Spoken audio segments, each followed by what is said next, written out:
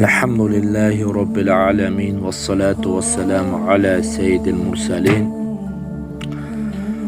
Vaqtın narkı altından kımbat.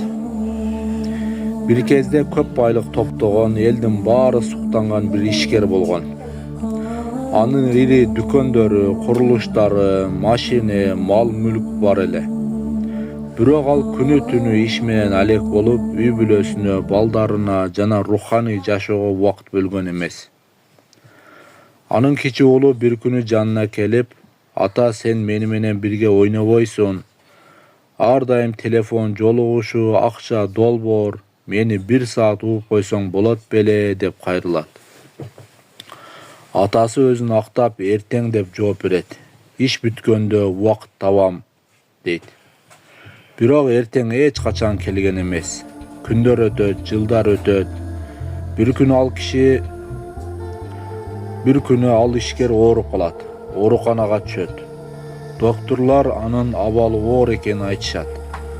Арадан 3 күн өтүп, ал бир медайымдан мындай суроо берет. "Эгер мен азыр байлыгымдын жарымын берсем, мага дагы 1 жыл жашоо берип коесуңарбы?" Медайым башын чайкап, көзүнө жаш алып, "Биз убакытты сатып бере албайбыз." Ошондо гана ал ишкер түшүнөт.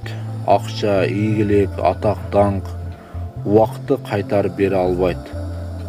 Ал өзүнө суроо берет. "Мен бул жашоодо эмнеге кызмат кылдым? Убакытты ким үчүн жумшадым?" Ошол учурда баласы келип үн катат. "Ата, эми ойнойбузбу?" Бирок бул жолу жооп болгон жок. Убакыт кайтып келбейт. Сенин жан дүйнөң, үй бүлөң, ыйман баарына маанилүү. Акча табылат, бирок жашоо бир гана жолу берилет. Кийин деп жүрүп, баалуу учурларды жоготуп албашыбыз керек. Кур'ан-ы Каримде айтат: "Замандын убакыт менен касам, адам баласы зыянга учурады." Башкача айтканда, кимде ким убактысын бекер нерселер менен алек кыла турган болсо, бекер нерселер менен өткөрө турган болсо, анда зыянга учурады деп Аллах субханаху ва тааля өз аятында айтат да. Убакыт бул алтын эмес, ал алтындан да кымбат нерсе. Пайгамбар саллаллаху алейхи ва саллям өзүнүн хадистеринде айтат: "Эки нерсенин кадырын көпчүлүк адамдар билбейт. Бул ден соолук жана бош убакыт." Бул хадис бизге ден соолук барда жана кол бош кезде аракет кылгыла, мүмкүнчүлүктү колдон чыгарбагыла деп үйрөтөт да бул хадис.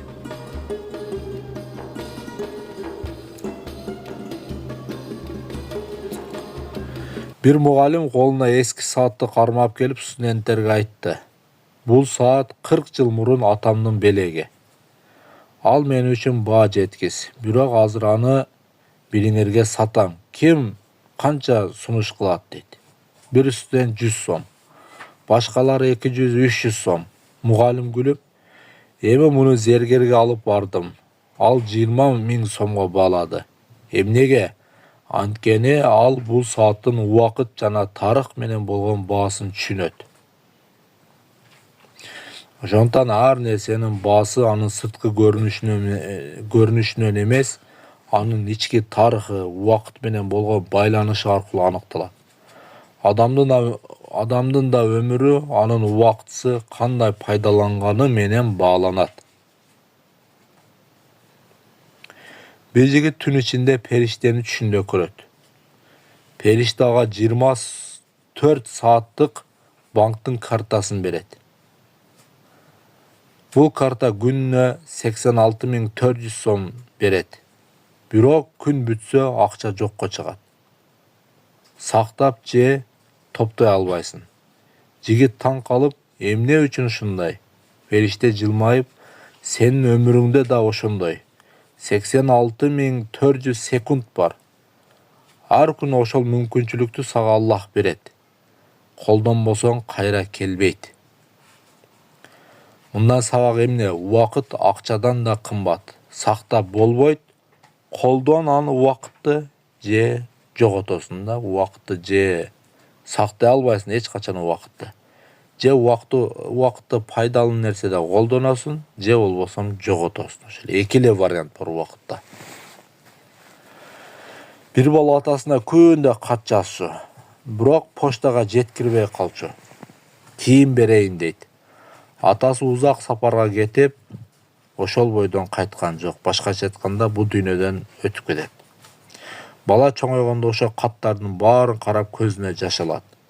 Мен ошол каттарды убактысында бергенде атам аларды окумак. Эми болсо тек гана бул кагазга айланды. Мындан сабак, убакыт эч качан күтпөйт. Жакындарыңа убакыт бөл. Айта турчу сөздөрдү убагында айтып калды. Убагында айтсаң айттың, айтпасаң кийин айтканга мүмкүнчүлүк болбой калат. Себеби убакыт өтөт, токтобойт, кайрылып келбейт. Убакыт жоголсо акырет мүмкүнчүлүгү да жоголот. Убакыт менен дос бол, аны башкара бил, ошол сени ийгиликке жеткирет. Бир айылда жашаган Эрмек аттуу жигит бар эле. Ал жаш кезинен бери кийин кылам, убакыт жетет деген сөздөрдү көп айтчу. Билимге да кызыкчу, бирок дайыма эртеңки күндү күтчү.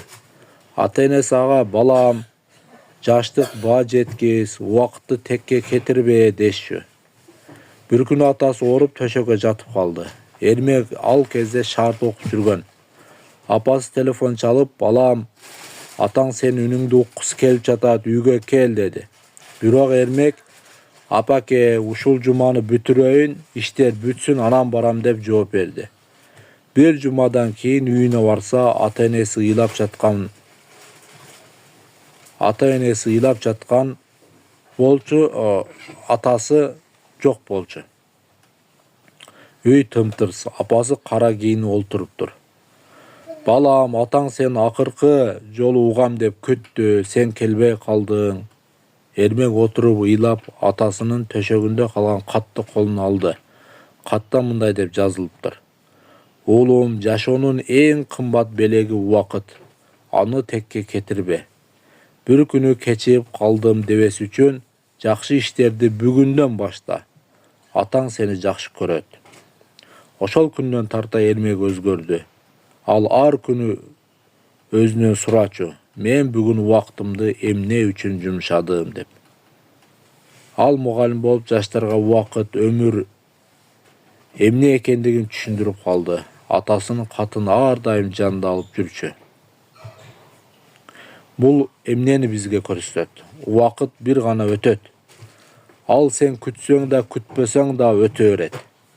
Жакын адамдарга көңүл буруу, жакшы иштерди кечиктирбөө керек. Ошол убакытты, кымбат убакытты пайдалуу нерсе иштетип келет. Эртең деген сөз кээде эч качан келбейт. Себеби эртең деген сөз бул эртеге бүдөмүк нерсе да. Ал келбейт эч качан, келбей калышы мүмкүн экинчи. Убакыт бул эмне? Убакыт бул өмүрдүн ачкычы. Аны эмне үчүн коротконуң сенин ким экендигиңди аныктайт. Убактыңды эмне короп жатсаң, ошол сени келечекте ким болушуңду аныктайт. Бүгүн жакшы сөз айта алсаң, анда бүгүн айт, эртеңке калтырбай. Бүгүн Аллах үчүн бир иш кыла алсаң, бүгүн кыл, эртең эмес. Кеч боло электе жашоого максат коюп убакытты баала. Алхамдулиллахи роббил аламин.